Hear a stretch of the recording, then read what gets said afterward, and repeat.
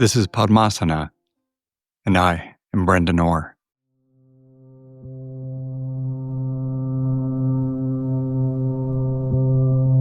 Om Bhurabhuvaha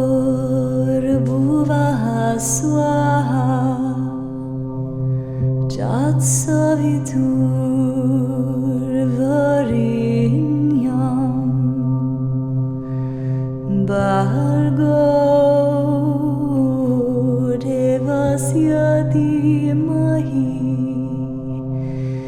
Dhyo Yo Na Prachodayat.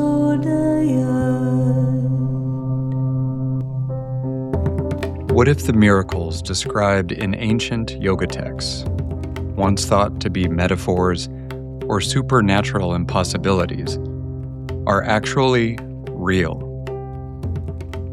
What if they're manifestations of collective love, heightened consciousness, and disciplined spiritual practice available to anyone willing to do the work? Today we're exploring these possibilities with Rob Dorgan, author of Awakening the Mystic, a novel of cosmic love and healing. A richly layered story that blends fiction, memoir, mysticism, yoga philosophy, and astrology into a profound narrative of self-discovery and transformation. Rob holds an MA in European history from the University of Cincinnati and began writing fiction at age 7. But while working on his doctorate, the trajectory of his life was drastically altered when he was introduced to the mystical arts of astrology and yoga. He left academia and, along with his partner Steve Bullia, moved to Colorado to study and work with Linda Goodman, the legendary author of Sun Signs, Love Signs, and Star Signs. He then mentored for many years with master astrologer Alan Oaken, and began his study of yoga in the 1980s when most people in the West thought it was a cult, training with teachers including Siana Sherman, John Friend, and meditation master Sally Kempton. Awakening the Mystic tells the story of the character Ren Devlin, a yoga teacher and astrologer whose practices with yoga and meditation awaken him to perform what the world proclaims to be a miracle, reviving a dead boy in front of hundreds of shocked onlookers. Thrust into the limelight alongside his beloved partner Sean, Ren seeks answers through his dreams and deeper states of meditation, where he encounters his counsel, the gods and goddesses of the zodiac, led by Saturn and Venus. Rob says the inspiration came while deep in study of the Yoga Sutras, especially Pada 3, the enigmatic section describing Siddhis, or supernatural abilities attained through yoga practice. He has cloaked the story as fiction, but much of it is memoir, his own exploration of what becomes possible when someone fully commits to the mystical path. The novel is structured around Patanjali's 5 Kleshas, the mental afflictions responsible for suffering: ignorance, ego, attachment, aversion, and fear of death. To find peace, Ren must face his childhood religion of Catholicism and its negative views toward the LGBTQ+ community and women, battle his own ego, and come to terms with his fear of being alone without Sean. What makes this story particularly powerful is its portrayal of the Legion of the Feminine. Goddesses, female saints, and archetypal guides including Saint Veronica, Mary Magdalene, Athena, Venus, and Kali, who mentor Ren in balance, compassion, and courage. The feminine is presented as essential for healing the world and restoring balance to masculine-dominated institutions. Rob is a certified yoga educator, international retreat facilitator, meditation teacher, and practicing astrologer. He's currently working on a sequel to Awakening the Mystic, and a memoir about his time as Linda Goodman's personal assistant, and a collection of short stories about his unique childhood with his mom, Dottie. On this episode of Podmasana, we explore the transformative power of love, the challenges of ego and attachments, what happens when miracles enter public consciousness, the integration of masculine and feminine energies, and the concept of united souls, collective spiritual connection, dedicated to healing and transformation. We discuss astrology as cosmic guidance, the accessibility of mystical experiences, and what it means to awaken the mystic within while navigating the messy, beautiful reality of being human. Part 1. From Academia to Mysticism. Rob, thank you very much for being on Podmasana. Thanks for having me, Brendan. This is great. I've really been looking forward to this. Yeah, me too. I've been really looking forward to having you on. So, Rob, you were working on your doctorate in European history when you were introduced to astrology and yoga, and everything apparently changed. Can you take us back to that moment and what called you away from academia and toward the mystical arts? Well, it's interesting because I think even as a child, I was really interested in otherworldly things. I spent a lot of time alone, but not to go too much into that. But I also, like most of us, I had this desire to do something great with my life, right? So basing it on like what normal, like let's just say the collective that I was seeing, I at first thought that I wanted to be an attorney up until I was in college. And then what happened was I interned a pre-law internship with this big firm. And I realized, and I remember this, and this is like one of those mystical things. I remember working there for quite a while and seeing people come in and all the stress. And I remember a voice kept saying to me, if you do this, it's going to kill you. And it wasn't like a threatening, like, it wasn't like, this is gonna, it was just like this subtle, was just like, this isn't for you. This is gonna hurt you. It could kill you. I mean, and that seems so harsh, but I just remember, this is before I was really meditating. So I actually think the heart voice needed to have a little authority to it in some respects for me to really listen to it. But I understood what it meant because I knew I was high strung. I knew I was an overachiever. So what happened was I listened to it. And I was like, what am I going to do? What am I going to do? So while I was still in undergrad, I decided that I would study the subject I love, which was history. And fortunately for me, just like with the law firm situation, everybody was, yes, we'll hire you. Just go to law school. When I applied for graduate school in history, I got all these offers. I was very fortunate in that way. So it just looked like, okay, this is it. This is building it up, right? Got my master's degree in a year, again, very high strung and very motivated. And right before I started my PhD program, I went to Europe because I'd been studying it now for years, undergrad and graduate school. And I was like, I'm going to go to Europe. And I got there and there was just this different feel from and I'll say kids, because they were my age, we were in our 20s, who were also doing what I was doing. And there was a different quality of life in Europe. They had more time. They were less strung out. Everything was kind of in balance. And it really struck a chord with me. Then coming back and going through the PhD program, almost all the way through it, just something was gnawing at me.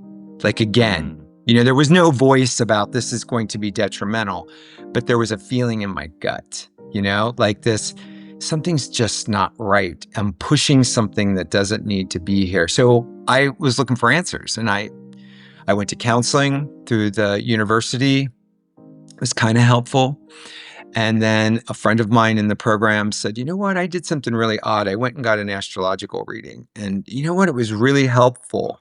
And the astrologer was also an associate professor in science. And that I was kind of like, well, that's different. But also in studying history, astrology had always been there. thousands of years. And so I was like, that the analytical part of me is like, well, okay, what the heck? Let's just talk about the universe setting you up.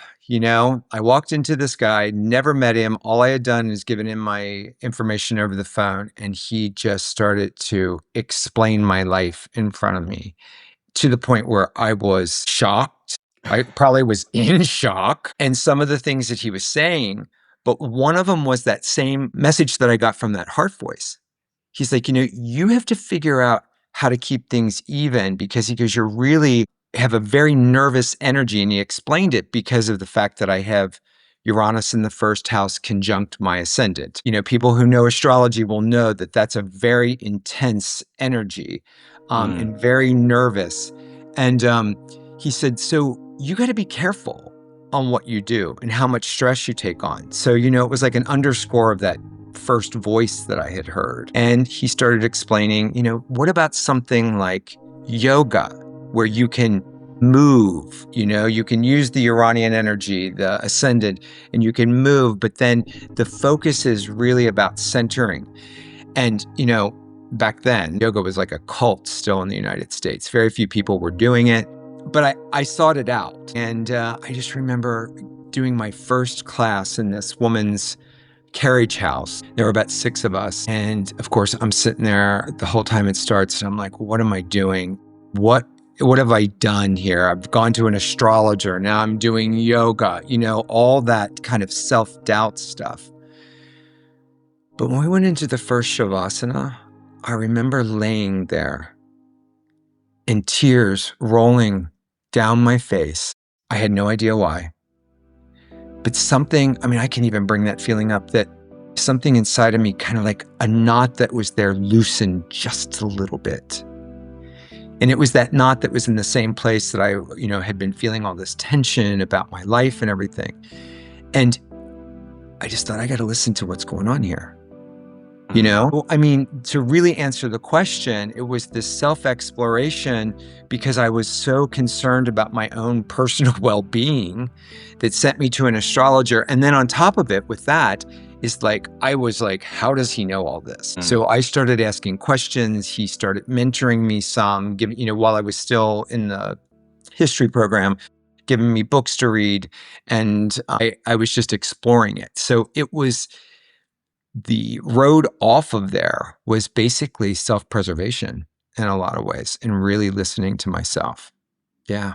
Yeah. And it seems like you did leave to eventually study with Linda Goodman, who's the legendary author of Sun Signs and Love Signs, and later mentored with master astrologer Alan Oaken. What did you learn from these teachers that academic study could never have taught you, maybe?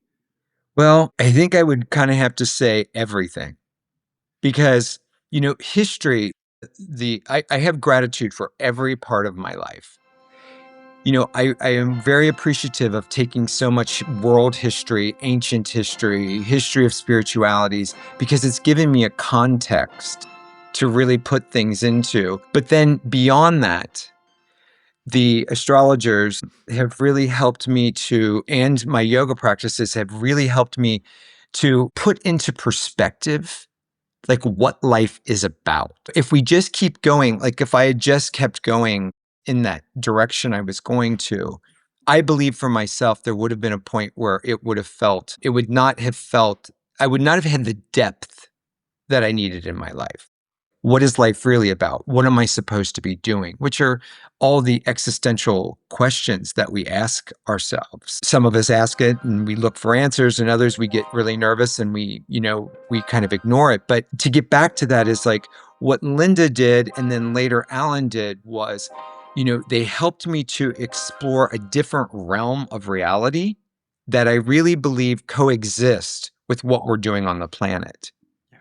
So that, then astrology started to become this great tool for me. And, when we talk about mysticism, the whole situation that I went through with Linda Goodman was very mystical. And I knew it even going through it because I had this big opening in self-exploration. Her book, Star Signs, came out, which is very different from her other books. She talks about numerology. She talks about meditation, all of this.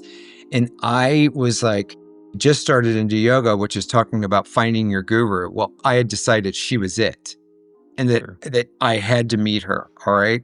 So I basically, in a non-threatening way, stalked her. Okay.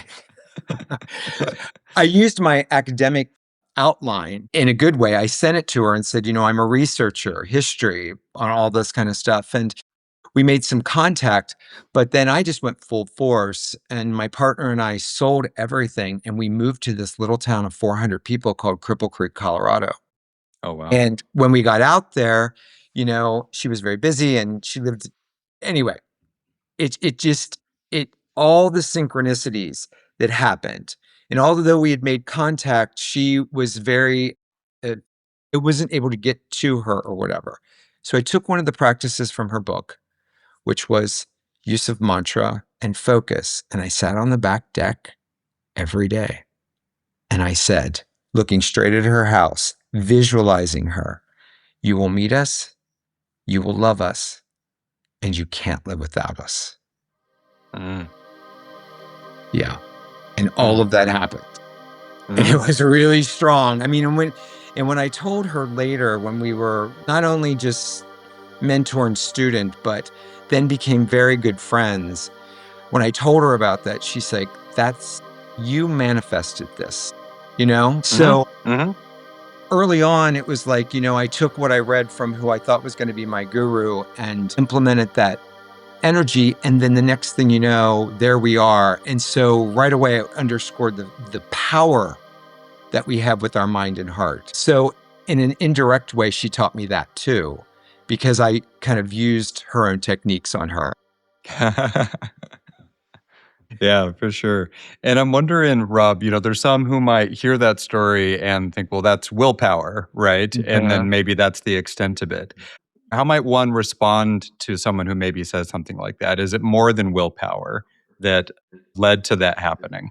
Yeah, I think, we need the will to make things happen. And sometimes we just have to grab that out of thin air and say, I am going to do this, even though we may not feel that that's right.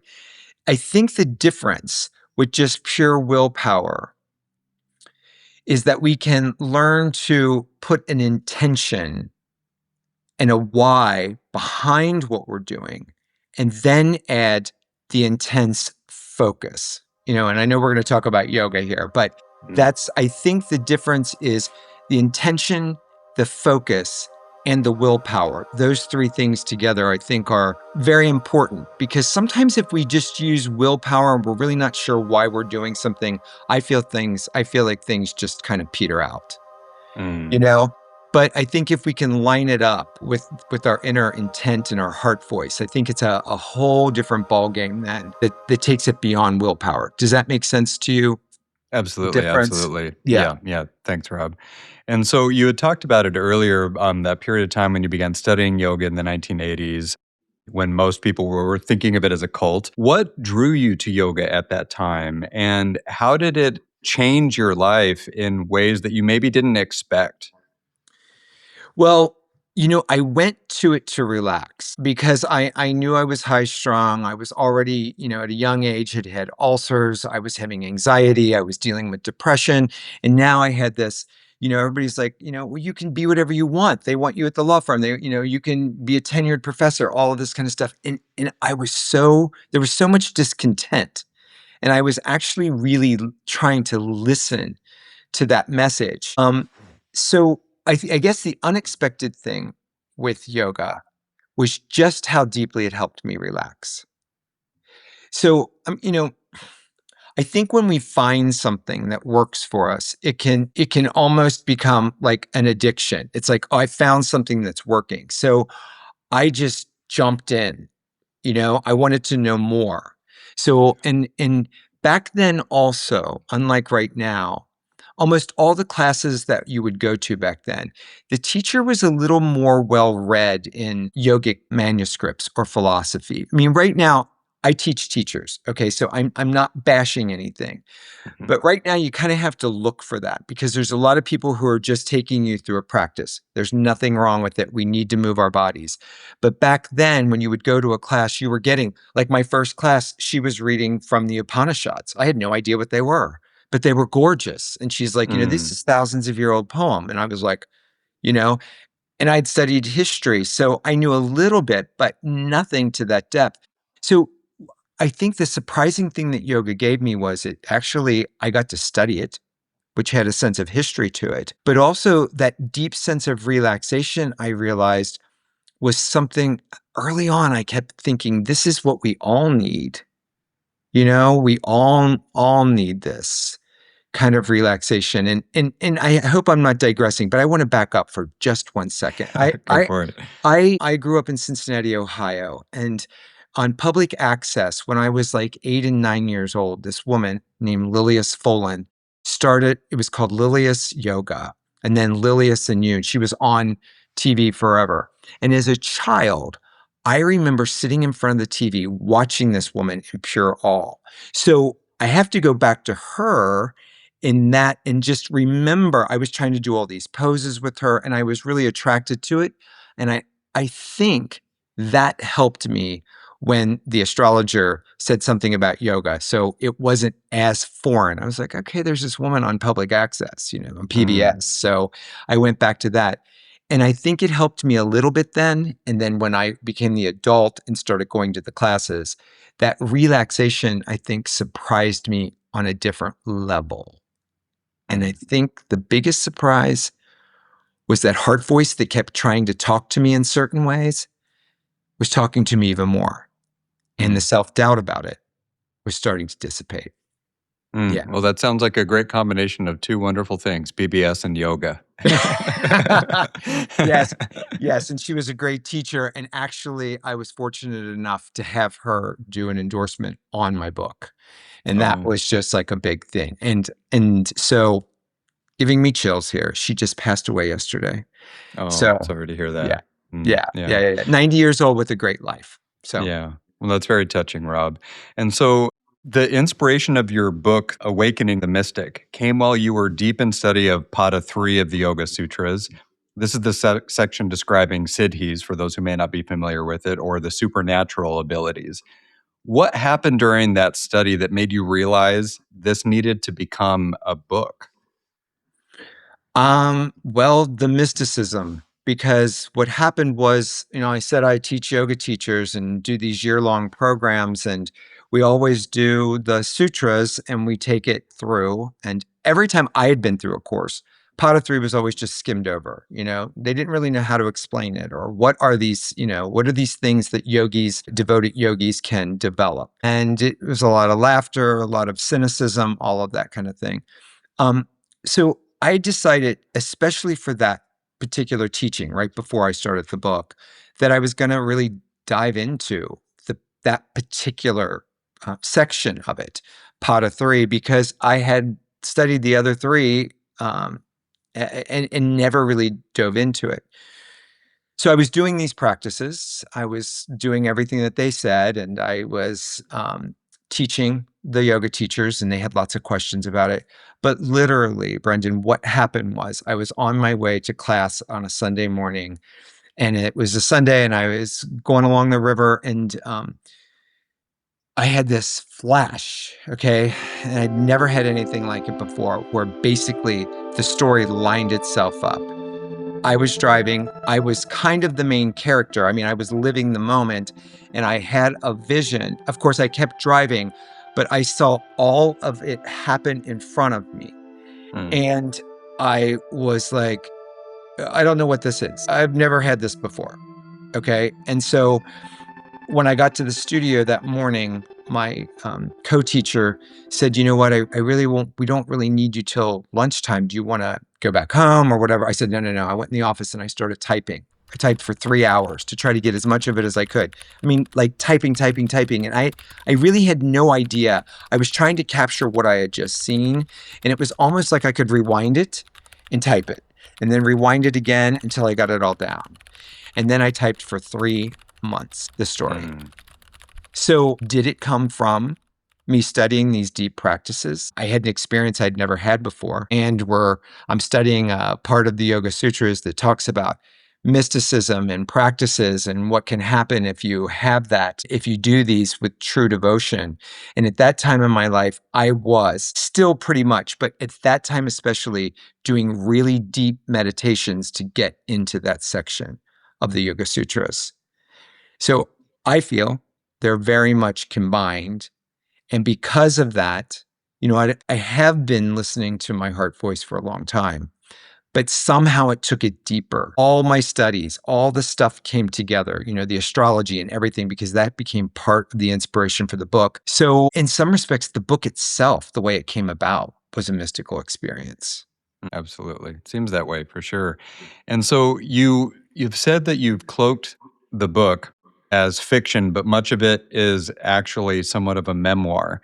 How much of the character Ren's journey, including the miracles, the meditation comas, the encounters with divine archetypes, comes from your own lived experience, Rob?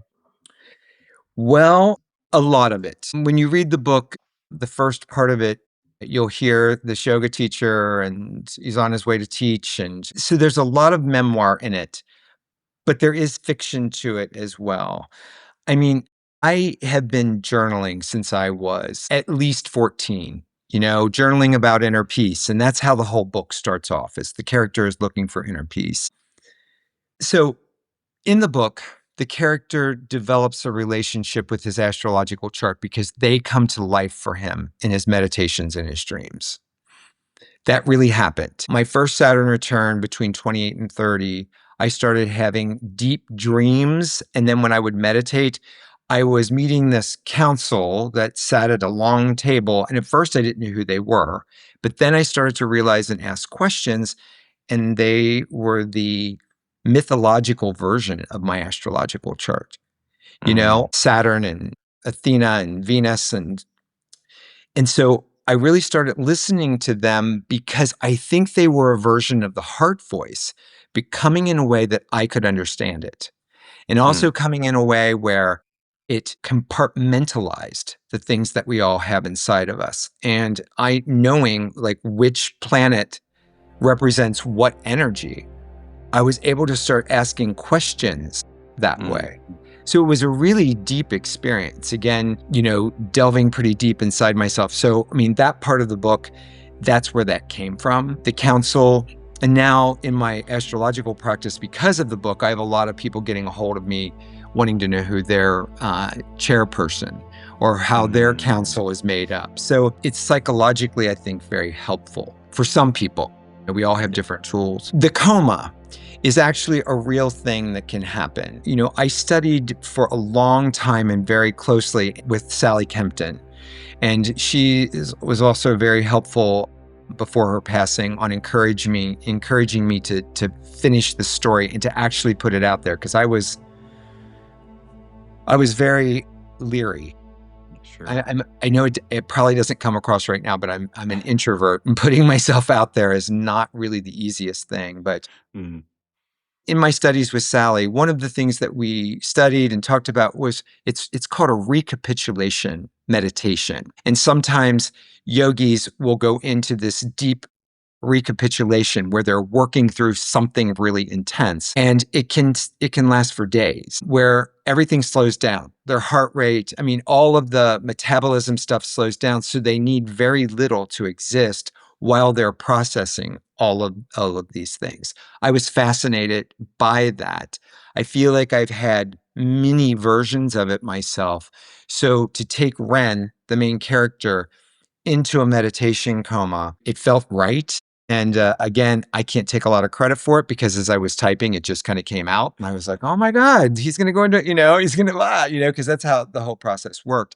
So they are real. They are experienced by certain yogis, even like I said, in these little mini versions of it. But yeah, so there's that.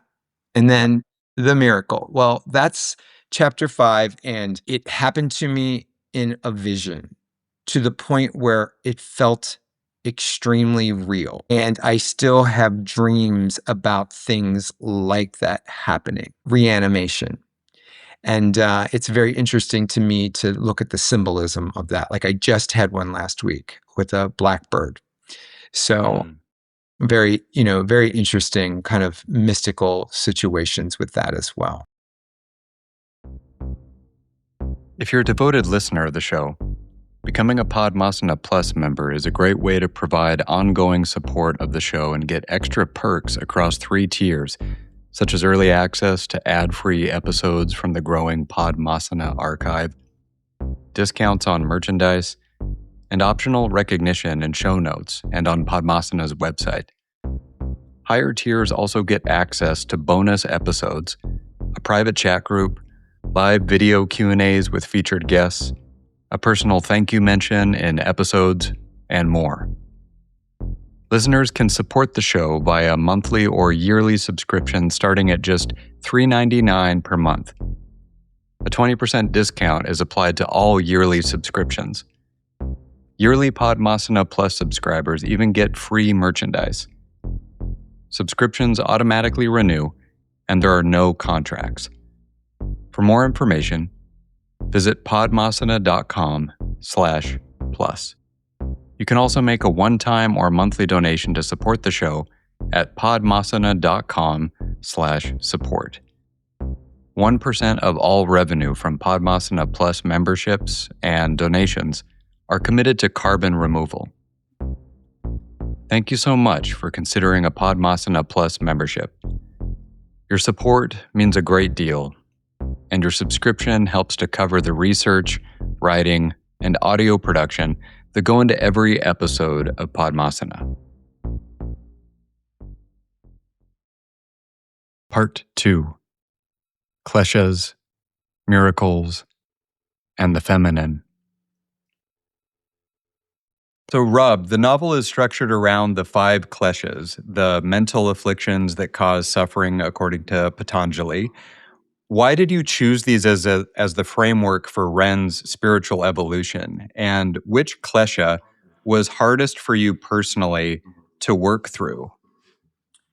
Well, with studying the Yoga Sutras, certain things, because I'd read it so many times in so many different interpretations, either just for my own personal self or to prepare for classes. But, the first time that I read about these 5 afflictions, I was like, that makes so much sense to me. And just to name them very quickly, as ignorance is the foundation. If we don't have knowledge, and then the ego, because the ego is so tricky, that's that sense of I that we start to think is the only thing that we are. Then attachment and aversion actually work together, as people that are listening can probably identify with. We have so many likes and dislikes. Oh, I like that. I don't like that. But for the most part, we don't really need to even dwell on it. But the ego does, because it gives it something to do. And it also gives it a feeling of a sense of importance. And then the 5th one, abhinavisha, or it's called the fear of death, fear in general. And that's that, another existential issue we all have with our mortality. Why are we here? And then why does this end? That kind of thing. So when I was studying them originally, I just thought these make so much sense to me, that they really are, especially the more I meditated, I realized that a lot of the things that my mind was throwing up at me were in these categories, And so it was like, those had always been something that I had really studied.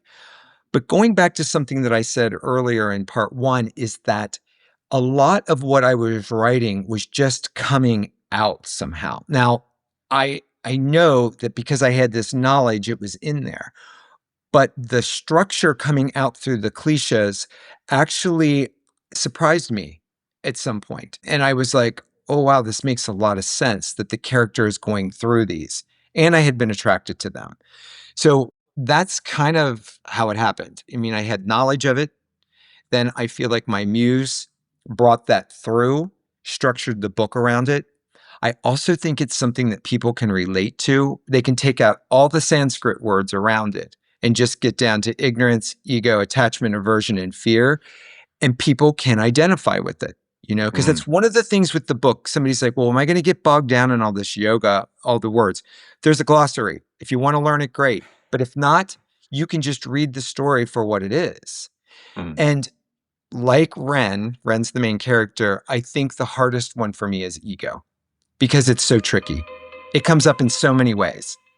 You know, oh, I think I'm doing the right thing. But then when I sit back a little bit or I meditate on it, breathe deep, I'm like, oh, there's the ego.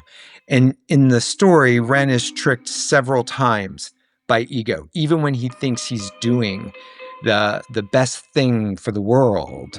He realizes that it's really his ego that's there. And it's so tricky that we really have to be aware of it. And that's why, you know, meditation is so important, because it helps us to really ground and see these, what the Yoga Sutras calls the afflictions, for what they are, so that we don't get trapped in them and we can move forward. Yeah. So ego for me, and that's how the structure came about. A lot of truth there. A lot of truth there, Rob. Thanks. Yeah. So the character Ren performs what the world calls a miracle, reviving a dead boy in front of hundreds of people. You present this not as supernatural, but as a manifestation of collective love and spiritual practice. How do you understand miracles, and why do we resist believing they're possible?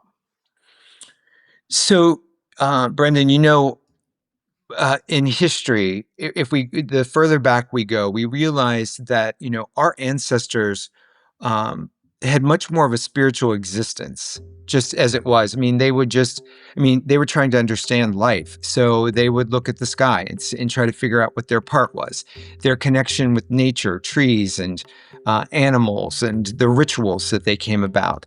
And I think we've moved away from that, you know? So part of it is religion, when we talk about the dogma part of it. I mean, religions you have a spirituality underneath them. But when we look at the dogma and the hierarchies, we kind of lost connection with the divine connection that we all have. And man-made things started to separate us from the divine. So, you know, dogma, let's just say that, in organized religion to control each other. We came up with that.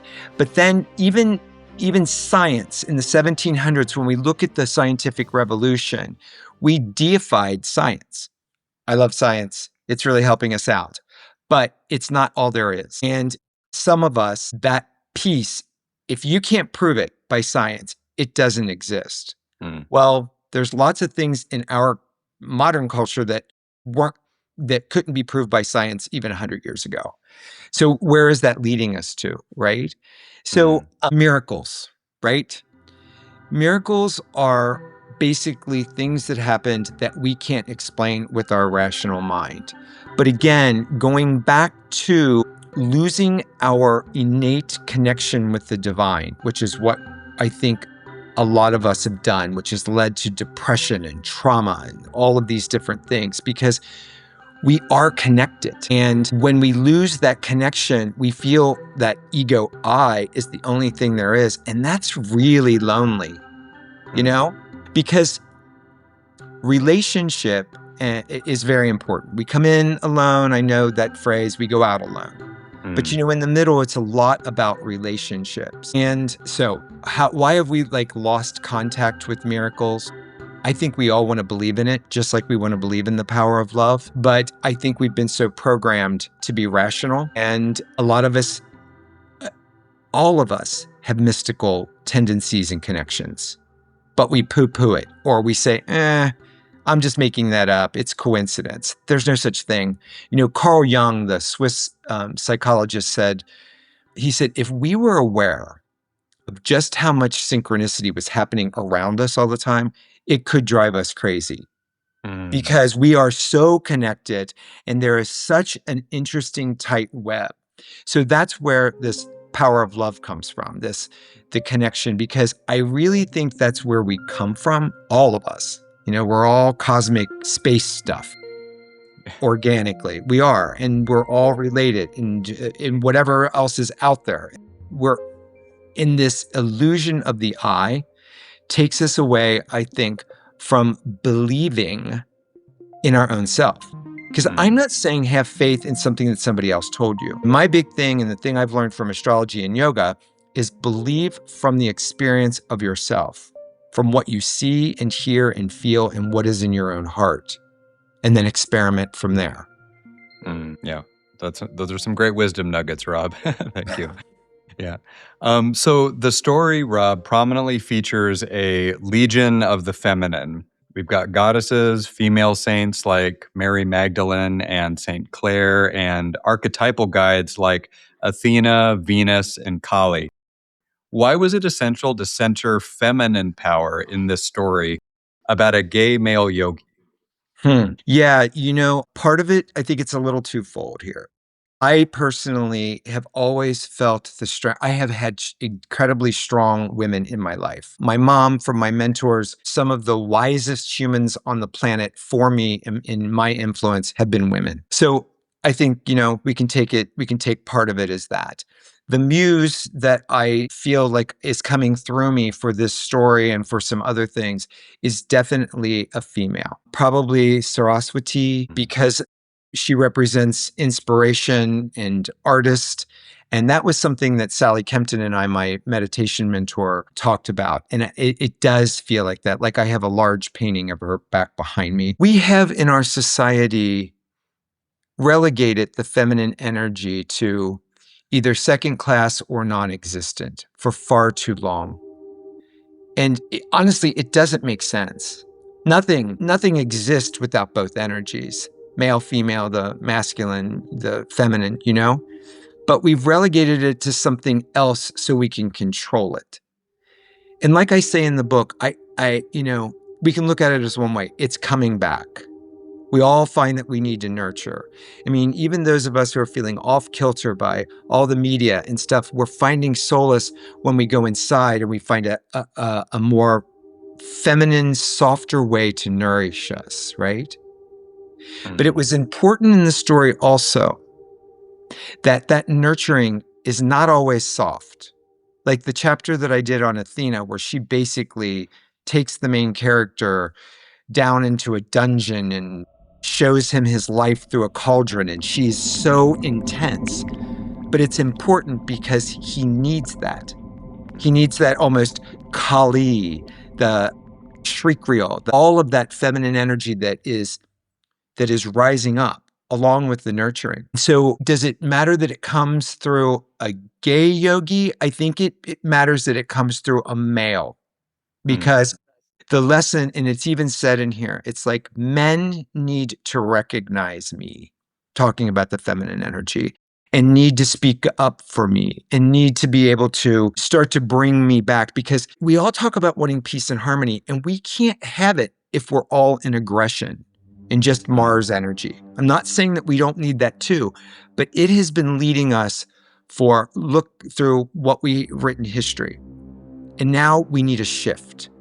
We need a combo. We need to bring the two in harmony.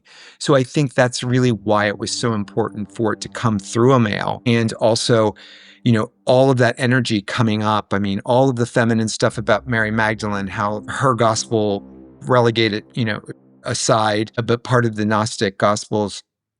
The fact that the Vatican is built on an old temple to a goddess named Sybil, who could see the future and make predictions and help by helping people. It goes on from there. Yeah. So I think it was an important piece to the story that needed to be there and we can all do it through meditation. Yeah. Tap into her. Tap into mama. Love that, Rob. Thank you. And so Ren's natal chart is dominated by Saturn and Venus, discipline and love, as co-chairs of his soul's journey. How does astrology function as cosmic guidance in your life and in the novel? What do people misunderstand about astrology's role in spiritual growth? Yeah, well, Ren and I, the main character I've put on him, is that we believe that we choose our chart just like we choose our life. So yes, I'm talking about a belief in reincarnation. And I say that because I don't know. It's what resonates with us. And it seems like there's some kind of reality around that concept. But, even without that, astrology, like my first basic astrology teacher, Linda Goodman, said, our astrological chart is our karmic playpen, so that we have the parameters of what we need to learn this time, so we can spiral upward. So if we need to learn things about love and relationships, let's just say, which would be very Venus, then that energy is going to be significant in our astrological chart. If we need to know something about discipline, like Saturn, structure, all of that, that's going to be prominent. But that playpen is in our natal chart. And the more we study it as a tool, it can help us to make better decisions. It plays so much along with yoga, and I mentioned earlier is that it's been around for so long. Doesn't that make you just want to at least explore it to see what it has to say? Because so many people just think that it's just your sun sign. And oh my God, it is so much more than that. It's this whole conglomeration of all the energies coming together to make us a unique individual. That we take back through yoga to know that it is just one of the many. And then how do we work with that individuality to actually uplift the collective, uplifting our consciousness? So yeah, the karmic playpen is there. Using it, astrology for me is a spiritual tool, just like yoga. And I always say to my students, they work so well together. They're like sister arts and sciences behind them. And working with them helps us to kind of like lift our energy. And to anybody that's listening that is just like, oh, whatever, it's like that in itself is a sign. When we have such a strong aversion to something, that goes back to the vidya of the Kleshas, it's like when we have such an aversion to something, why? And can you open yourself up to at least study it enough? I mean, that's what happened to me. I had a total, I don't even get this back in my 20s. And now here I am writing a book, doing astrology and yoga as a living, because it really resonated with me. So if we get pushed around by our mind all the time, by our aversions, we may miss out on some really cool stuff. Absolutely, Rob. And that resonates a little bit with me. I joke about with people in my yoga circles that the first yoga class I ever attended, I hated straight up. And I didn't take another yoga class for 2 years because in that class, the reality is that I became very aware of how noisy my inner world was. And I wasn't conscious of that framework at the time. So, but eventually, you come back to it and it becomes a real big part of your life. So just echoing what you said, yeah, maybe look at the why if you have these strong aversions to anything, really. So thanks, Rob. Yeah, exactly. Yeah. So that's how I've used it, and using it as a tool basically to get closer to my own heart. Yeah. Yeah. So the book explores Ren's complicated relationship with Catholicism, and we've touched on this a little bit. We do have an historical repression of LGBTQ plus people and women, but also its potential for transformation. As a gay man who grew up Catholic, how did you navigate writing about a tradition that may have caused harm while still seeing potential and possibility in it? Yeah. And it's interesting because, people who are reading the book who grew up Catholic are like, actually, I think you're so kind to Catholicism. And, but here's how I'd like to answer that is, I have gratitude. I try, let's just say, I am trying to develop gratitude for everything about my life. And I know for people who've been through some trauma, that can be very difficult. And in this case, just like the main character, I was rejected by a religion that I was trying very much to fit into. I went through first grade through college in Catholic institutions. So I was kind of committed, it's a long story, but there was like this sense of rejection at first, because the situation in the book where the main character is told by a priest, you can't be gay and Catholic. I mean, you can be. The catechism says, treat them with respect. And anyway, I'm trying not to be too cynical here, but it also says then you can't really be in love with anybody or do anything about it. So that doesn't make sense. But I have gratitude for every piece of my life. I'm trying to develop that. And I have that even with Catholicism. Devotion, prayer, ritual, oh, it's in my veins because of Catholicism. Mm. But then what I think, when the repression, there was no repression of same-sex relationships really until about the 12th or 13th century. So why? Why did it come about? And some of it's because of they needed people to procreate to keep their wars going. The male dominance of, what it meant to be male was coming up, and just control in general. So it's like this repression didn't even really get going. And then when you read some of the church fathers, it's not even a thing for them at all. So I also like to look at the spirituality part of Catholicism. And for me to say that, Catholicism is based on the words of the Christ, we have a completely different situation, because if we just take all of the teachings of the Christ, we're talking about love. Mm. He never says anything about being gay. The word homosexual doesn't come into existence until the 1860s. But even, any kind of reference like that. And again, something so old, like I said earlier, astrology's been around for a long time. Well, what is it about Catholicism that attracts people? Is there some truths to it? And their network is wide. So can you imagine if the teachings really changed? And maybe they are. And so I see the possibility in how that can happen. And I tried to show that somewhat in the novel, the relationship between the main character and the archbishop. It was an archbishop, a priest, a Catholic that really got Eastern religion. And there's a lot of them out there. There's a lot of Catholic priests and nuns who are incorporating that. We can talk, probably the most famous would be Thomas Merton.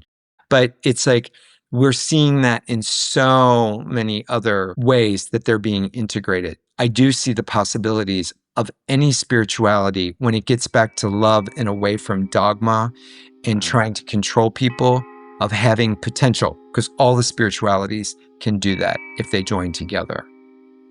So I think that would be the biggest part of the Catholic part of it for me, and it's been a big part of my life. And I do have a deep sense of gratitude for it, for what it's done for me. Hello, listener. Brendan here.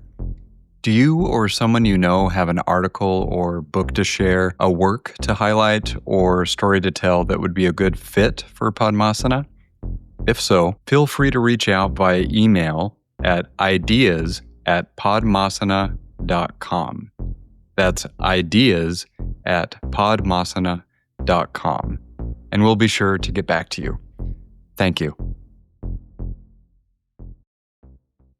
Part 3. United Souls, Partnership, and the Work Ahead.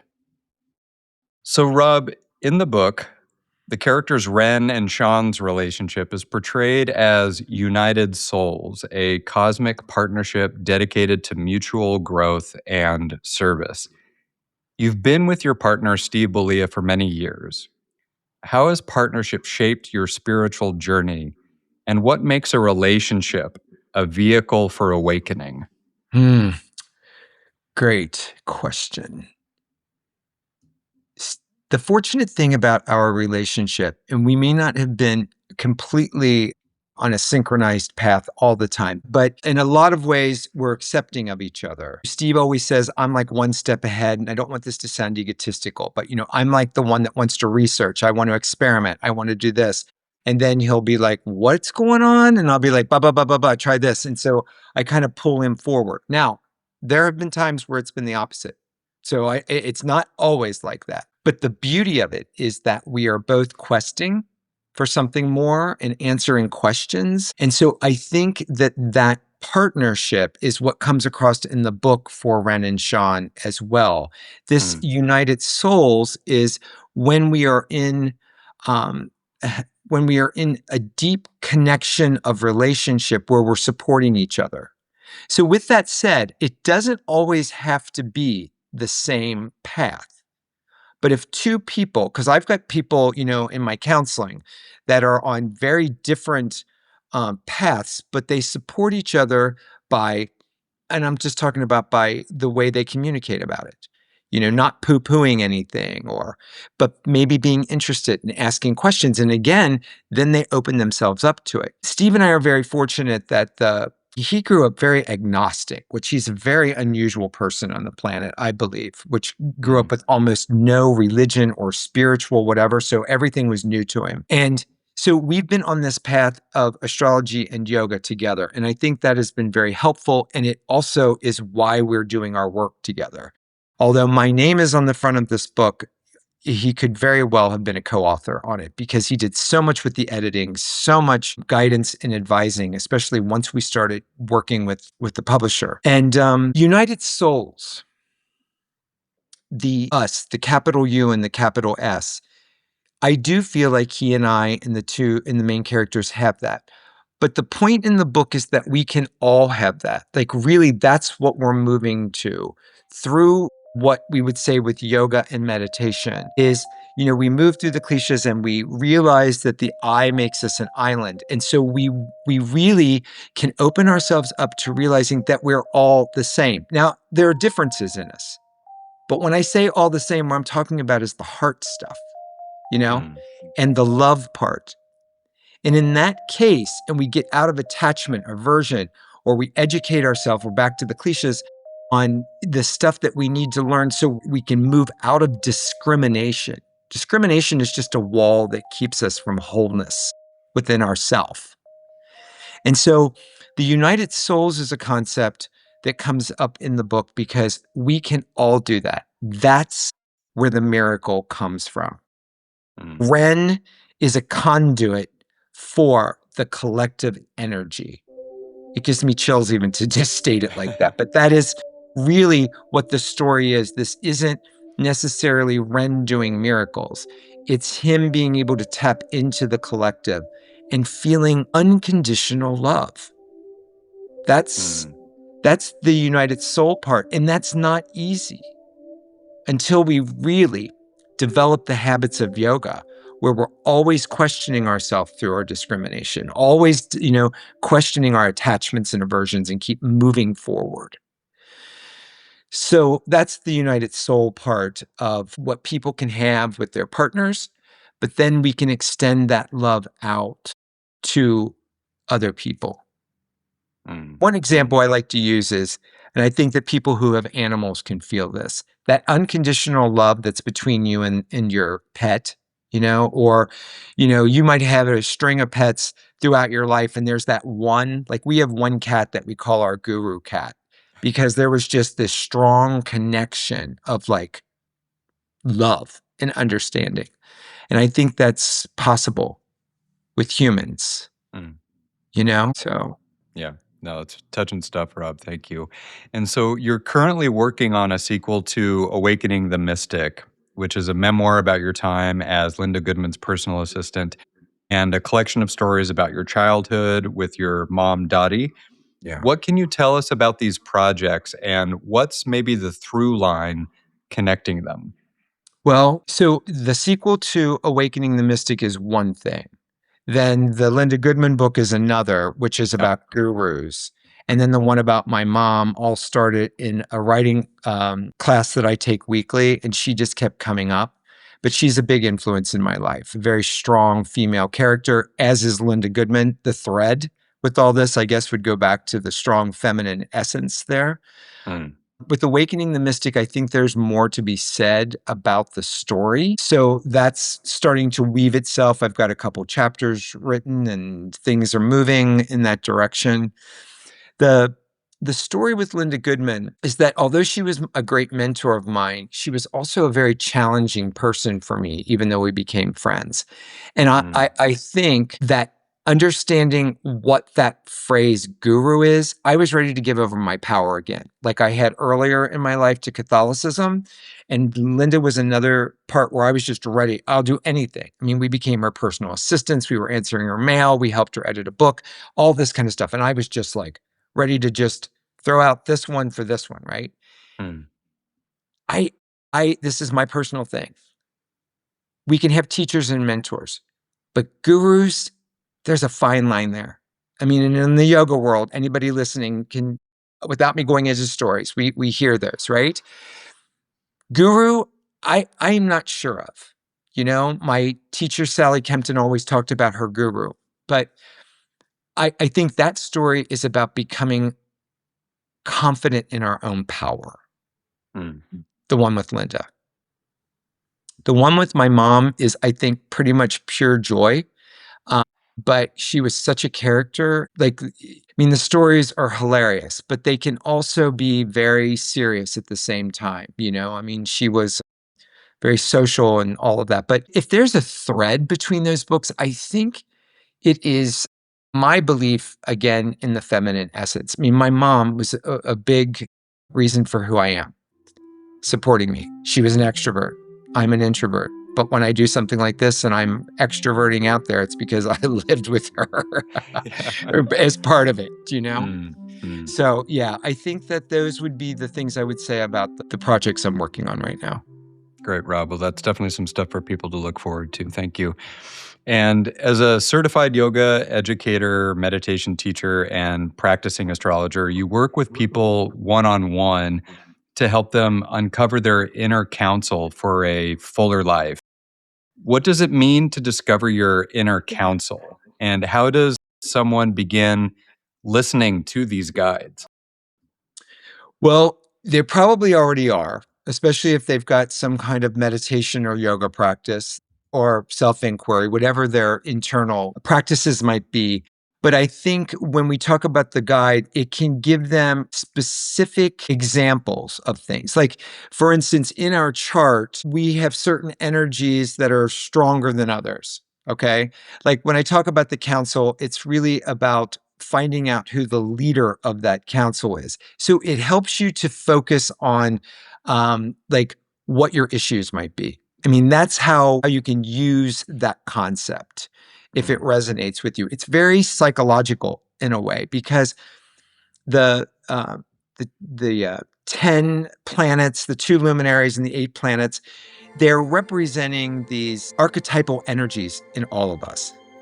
Some of them are stronger than others for us. Like if we go back to the book, Ren's issue is the fact that his 2 energies that are so strong for him is Saturn's discipline, this fatherly discipline, and the Venus in Pisces, this overall collective love. How can you make that work together? Well, one example is showing people by example how they can work together. You know, maybe writing a book about universal love and putting it out there for people to maybe get some inspiration from. So that's how I see it being used. And I, like in my astrology practice, I'm not predicting things. I am using it as basically a psychological tool, though I'm not a psychologist. I do sound like one a lot of times during my readings. It's like bringing the psychological components of us together so that we can see like where we might be. And then you can take it back to the Kleshas, right? More knowledge helps us to understand the ego. And the ego is being pushed around by certain energies, or it throws out certain things. And that same energy is the attachments and aversions. And sometimes knowing all that can tell us what our biggest fear is. So it can help with all of that, bringing it full circle. Yeah, that's great, Rob. Yeah. And so Awakening the Mystic touches on the mastering of fear of death through surrender and compassion while acknowledging that spiritual evolution is an ongoing process. Where are you now in your own journey through the Kleshas? And what has awakened in you since writing this book? That's a great question because, you know, in astrology, we are facing energetically, the collective is facing energies we're in epic times that we've not faced before. I mean, there have been other times where humans have had to face things, but we're facing a lot of intense energies. And I also believe we're here for a reason, to help each other to lift our consciousness and everything. So I'm really trying to stay with hope. So I have to move back out of sometimes listening to too much media. So I would say in my journey, I've gone back with all my skills that I've looked at, and now I'm looking at my ego again. Because the ego is what's getting caught up in, like, oh, what if this happens? And what if, the country and all these things? It's like that, it's like, so, but I think where my evolution is taking me is that I'm really recognizing the ego, and I'm sitting longer. Because what will be, will be. Whatever's, however, because I really do believe consciousness is spiraling upward.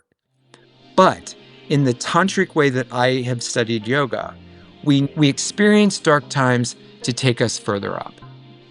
The times that we think are the most intense in our life are usually the things that will push us forward in our own evolution. I think we're in one of those. And the best thing I think that we can all do, and this is what I'm doing, is I'm going back intensely to my practices.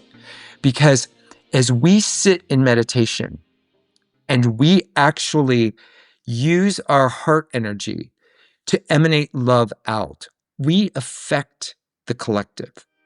See, and there's a miracle, because that can't be calculated or studied by science. But you know that when you've given empathy to someone and they feel it, or they feel you and they call you and they're like, I just felt you.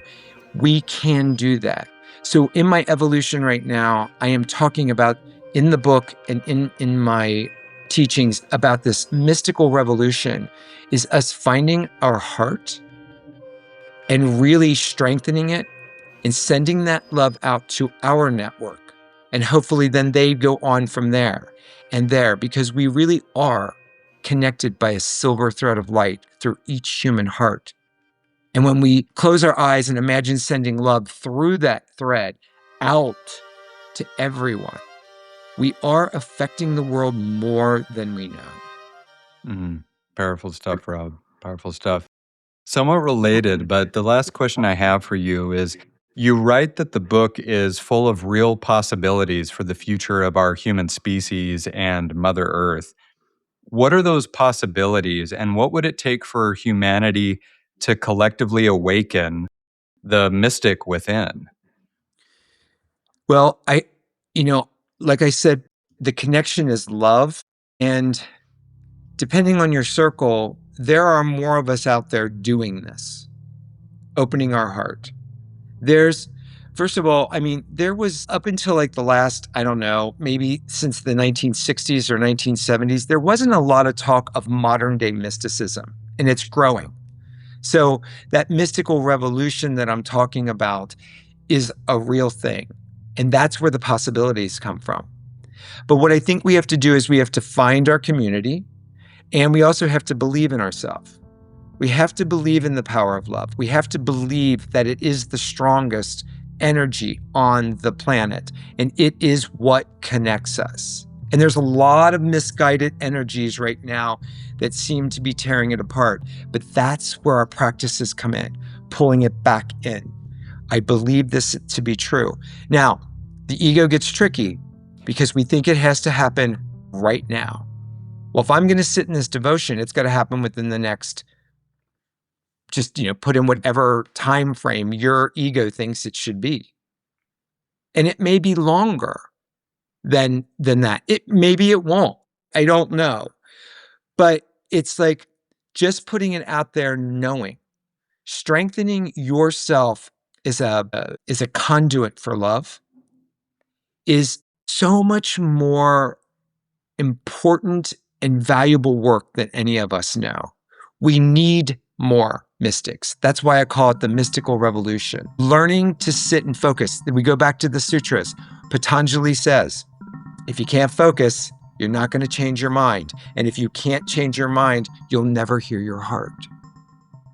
So finding the way through breath work, whatever the practices are, to really get to that place where you can calm down, and we can all calm down. People in my meditation are always like, I'm one of those few exceptions that can't meditate. It's not true. Because it took me a long time. And I know a lot of people, it took them a long time. But as we let things settle, our life changes. And our spark then becomes stronger, and it helps the next person who feels your energy, and it spreads out. So the possibility is change can happen. What happens if we just have, we're all afraid of like a mass destruction. What if more and more of us are doing this, and all of a sudden there's just like this opening? And I think those are happening in different circles. Mm. Yeah. Mm. Yeah, I agree, So, Rob. Yeah. Hope and yeah. possibility, always there. Om Shanti Shanti Shanti. Om Shanti Shanti Shanti. Om Shanti Shanti Shanti. If you enjoyed this episode, please share it with people you think would also enjoy it. You can also leave a review or rating on your preferred podcast listening platform, and be sure to follow the show to subscribe to future episodes. You can also email us at feedback@podmasana.com or reach out to us on the socials. We're on Blue Sky, Mastodon, Instagram, and YouTube. Catch you next time on Podmasana.